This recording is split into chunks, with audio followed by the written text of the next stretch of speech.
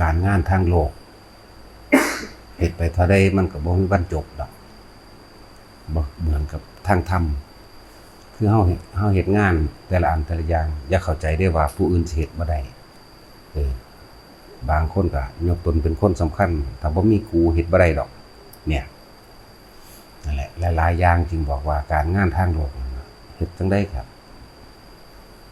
มันพอบ่เป็นมันสุดบ่เป็นดอกแล้วทุกคนที่ผ่านชีวิตมานี่ก็ชีวิตเฮานี่ผ่านประสบการณ์หรือผ่านความเห็นแก่ตัวของผู้อื่นก็มามากแล้วผ่านความเห็นแก่ตัวของตัวเองก็มามากแล้วเมื่อมารู้ความจริงโดยธรรมะเฮาควรสิเลือกหรือแยกแยะว่าอันใดควรถิ่มอันใดควรเอาได้แล้วเลือกเฟ้นตามความเป็นจริงได้แล้วตะกี้เฮาต่อสู้การงานทางโลกก็เพื่อความเห็นแก่ตัวของตัวเองนั่นแหละเกิดว่าผู้อื่นก็เห็นแก่ตัวเหมือนกันที่จริงก็คือความเห็นแก่ตัวของเฮาเองแย่งชิงกันเขาก็แย่งชิงเฮาก็แย่งชิงดีละที่ทุกคนยังมีชีวิตผ่านมาได้พอได้ยินได้ฟังสิ่งที่มันเฮ็ดให้ตัวเองคลายความทุกข์คลายความกังวลคลายความสงสัยหรือเฮ็ดให้รู้ความจริงของชีวิตทุกเกิดจากความเห็นแก่ตัวของตนตัวเองมาเกิดเองเวียนมาเองทุกเกิดจากความอยากได้อยากดีอยากมีอยากเป็นของตนเองนะตะกี้เฮาบ่รู้ธรรมะเฮาบ่ฮู้คำสอนพระพุทธเจ้าเฮาบ่รู้อริยสัจสี่เฮาบ่ฮู้อนิจจังทุกขังอนัตตาเฮาบ่รู้ใหญ่ขึ้นมาก็พ่อแม่ก็อยากให้เอาผัวเอาเมียอยากให้มีครอบครัวที่เจริญมั่นคงเป็นที่ตายใจอยากให้มีความสุขความสมหวังหรือความสมบูรณ์ของชีวิตก็หาผัวหาเมียให้ลูกให้เต้านั่นแหละเมื่อได้อยู่กันแล้วมีความผูกพันกันแล้วก็ดิ้นรนขวนขวายมาใส่ครอบครัวของตัวเองได้อดได้ทนได้อดเอาได้พยายามเอาได้เฮ็ดเบิดทุกอย่างเพื่อให้ได้มาซึ่งทรัพย์สมบัติได้เงินมาเลี้ยงครอบครัวได้อาหารมาเลี้ยงครอบครัวได้เสื้อผ้าดีๆมาให้ลูกเต้าเล่าหลานตัวเองได้ใส่มีมีเงินทองสำรองไว้ยามเจ็บไข้ได้ป่วยมีที่ดินรองรับให้เป็นมูลเป็นมั่งให้แก่ลูกให้แก่หลานได้อดเอาได้ทนเอาทำงานในฐานะลูกจ้างในฐานะที่เป็นลูกน้องเขาก็หลายอย่างในความรวมกันในการใช้ชีวิตรวมกันทำงานรวมกันเขาด่าเขาว่าก็อดเอาถ้ากำลังพ่อสู้ได้ก็สู้กันแต่สู้บ่ได้ก็อดเอานี่ล้วนแล้วแต่เป็นไปตามความอยากบอกชัดๆว่าเห็นแก่ตัวของตนคือเก่าแล้วร่วมยอดมันลงมาเมืองนี้เบิดนี่แหละไผก็ดี คือปรารถนาสุขตัวเองปรารถนาในครอบครัวตัวเองก็นั่นแหละเหมือนตัวเองเหมือนเดิมบ่ไปใส่นั่นแหละจังว่าหลายอย่างที่พวกเฮาบ่รู้บางอย่างการงานบางอย่างบางคนก็ยกตนเป็นคนสำคัญว่าถ้าบ่มีกูนี่งานเดินบ่ได้มั่งถ้ากูบ่แนะก็ไปบ่ได้มั่งถ้ากูบ่เฮ็ดก็ไปบ่ได้มั่งนั่นแหละแบบนี้ก็มีจังว่าแต่ละคนฟังแล้วก็นำเอาขอคิดความคิดเห็นอันนี้ไปเปรียบเทียบเบิ่งจริงหรือบ่จริงนั้นตนเอง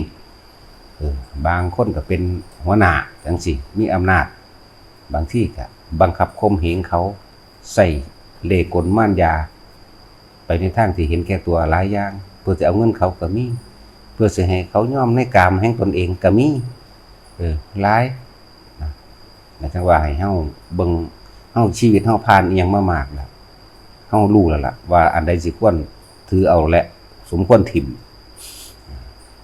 ที่ว่าอยู่เรื่อยๆดอกคนเฮาประสาหากินซ้ำตายซื่อๆเรื่องของโลกก็ดีจักสิมีไปฮอดไสรวยแล้วก็รวยไปตายนั่นแหละจนก็จนไปตายนั่นแหละเพราะว่าคนรวยหรือคนจนก็หากินไปตายเสมอกันแม้กระทั่งสัตว์ก็หากินไปตายเหมือนกันสัตว์เดรัจฉานมันก็หากินไปตายคือเฮาบ่ต่างกันเลยเสมอกันเด้จังว่าสิ่งใดที่เฮ็ดให้เกิดความปลงปลดตัวเองออกจากความยึดออกจากอารมณ์ออกจากความเห็นต่างๆ เห็นว่าตนดีเห็นว่าตนเด่นเห็นว่าของกูเห็นว่าเกียรติยศศักดิ์ศรีกูเห็นว่าถ้าบ่มีกูเนี่ยนั่นแหละเอาไปเทียบเบิ่งมีหยังบ่มีหยังก็สร้างดอกสุดท้ายเฮาต้องตายจากสิ่งที่มันมีอยู่เป็นปกติของโลกอยู่แล้วคนที่เฮาหักมันได้ก็สร้างตายจากกันคือเก่าบ่มีผู้ใดอยากให้ไผตายดอกกับบุคคลที่เฮาหักก็อยากให้แต่บุคคลที่สั่งนั่นล่ะตายแท้ที่จริงคือความเห็นแก่ตัวของตัวเองเนี่ยจังอยากให้เขาตายบ่อยากให้มีคนมาขัดขวางกูบ่อยากให้มีคนมาเว้าความนั้นความนี้นินทาเว้าพื้นกู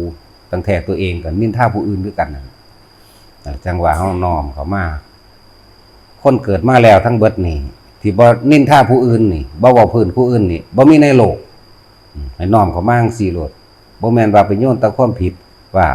คนไม่ถูกนินทาไม่มีในโลกมันบ่แม่นคนที่มีนินทาผู้อื่นไม่มีในโลกต้องยอมรับตัวเองต่อมันจังสิเห็นเข้ามาในตนเองได้นั่นแหละ ว่าหลายอย่างน้องก็มาเพื่อให้เกิดความสลดใจเพื่อให้เกิดความเบื่อหน่ายนี่เป็นแค่ความเห็นหรือแนวทางเพื่อให้ทัศนะให้ความเห็นนั่นแหละให้ข้อคิดทุกคนผ่านประสบการณ์มาปานนี้แล้วล่ะ จังว่าเฮาชาติที่แล้วเฮาทำกรรมใดชาตินี้เฮาก็รับกรรมนั้นชาตินี้เฮาเลือกได้เด้บัดนี้นี่เฮาเลือกได้เด้เป็นหยังคือบ่เลือกเฟ้นเอาในทางที่สิบ่ไปเวียนว่ายตายเกิดอีกในทางที่สิบ่ไปรับเอาหยังกับมันอีกตามธรรมดาของเฮาก็เกิดด้วยความบ่รู้คนที่บ่เคยทำผิดบ่มีในโลกบ่มีเลยเหมือนกันล่ะกับคนที่บ่เคยนินทาผู้อื่นก็บ่มีในโลกอย่าว่าแต่ผู้อื่นนินทาเจ้าของหลายอย่าย่องเจ้าของว่าเจ้าของดีหลายแท้ที่จริงแล้วเจ้าของนั่นไปนินทาเขานั่นแหละถึงบอกว่าทำกรรมใดย่อมรับผลแห่งกรรมนั้นถ้ายังทำกรรมเดิมๆก็ต้องไปรับผลของเดิมๆในภายภาคหน้าแต่ในศาสตร์นี้ปัจจุบันนี้เลือกได้เราตั้งใจเลือกที่สิพิจารณาใคร่ครวญตัวเองในการกระทำโดยกายโดยวาจาโดยใจเป็นไงเขาเลือกที่สิออกจากมันหรือเขาเลือกสิยึดกับมันก็แล้วแต่เพิ่นก็เป็นแต่ผู้แนะเลือกที่สิออกจากมันวิธี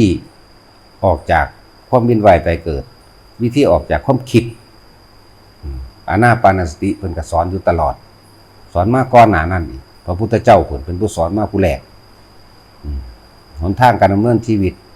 มีความเห็นถูกต้องตามความเป็นจริงเรียกว่าสัมมาทิฏฐินั่นคือแนวความคิดแต่ว่าการที่จะหยุดความคิดละความคิดได้ก็ลมหายใจนั่นแหละเนี่ยเน้นออกเข้ามาศาสตร์นี้เฮาเลือกได้แล้วเฮาฮู้อยู่แล้วว่าทำกรรมใดต้องไปรับผลแห่งกรรมนั้นๆกรรมวัฏแปลว่าการกระทำของตัวของเองที่ซ้ำๆเดิมๆเวียนไปเวียนมากิเลสวัฏก็เพราะว่าความอยากได้นั่นแหละกิเลสวัฏก็เลยอยากได้นั่นเป็นนี่วิบากวัฏเนี่ยเวียนไปเวียนมาในวัฏฏะ3อันนี้วัฏฏะ3ปริวัติ12เวียนไปเวียนมาอยู่ในนี้แหละหมุนรอบไปหมุนรอบมาอยู่ในนี้นั่นแหละอวิชชาเป็นปัจจัยใจให้เกิดสังขารนั่นแหละเอิ้นว่าปริวัติ12แล้วก็กรรมวัฏ3นี่ออกจากมั่นติหยุดคิดนั่นอวิชชายะเตเววะอเสสะวิราคะนิโรธาจบเลยเมื่อความจริงถูกเปิดเผยแล้วความเชื่อและการกระทำต่างๆในความเห็นต่างๆในความอยากได้ดีมีเป็นสามารถหยุดได้โดยลมหายใจของเฮาเองทุกอย่างอยู่ในตนเองเบิดเด้เฮามาเกิดเองเฮาก็ไปตายเองเมื่อมาเกิดเองก็ต้องบ่ต้องมาเกิดเองได้เหมือนกันนั่นแหละจังว่านะถือว่าเป็นบุญวาสนาแล้วยังตะบารมีตัวเองสิเข้มแข็งบ่เฮาทำกรรมโดยดีมากนั่นแหละมันจึงมาแบบนี้เหลือตั้งแต่ว่ากำลังใจจิตใจของเฮาสิเข้มแข็งตัดออกจากความผูกพันเกี่ยวของกับบุคคลสัตว์สิ่งของใดเพียงใดขึ้นอยู่กับตัวเฮาบ่มีผู้ใดโดนบันดาลเด้อมีทางเลยคำว่าโดนบันดาลบ่มีเลยนั่นแหละแต่ว่าทุกคนฝึกได้บ่แม่นฝึกบ่ได้ ธรรมะอันนี้สอนคนบ่ได้สอนแนวอื่นแม่นสอนเทวดาก็มาจากคนนี่แหละก็สอนคนนี่แหละถึงว่าพวกเฮานี่เลือกได้ในปัจจุบันนะคณะศาสตร์นี้ปัจจุบันนี้เลือกที่สิบ่เกิดวิธีที่บ่เกิดเพิ่นก็สอนแล้วก็เฮ็ดไปตามเพิ่นบ่ต้องไปคิดคนวิธีใหม่ดอกอยู่ในลมหายใจโลดง่ายกว่านั่นแหละเอาพอ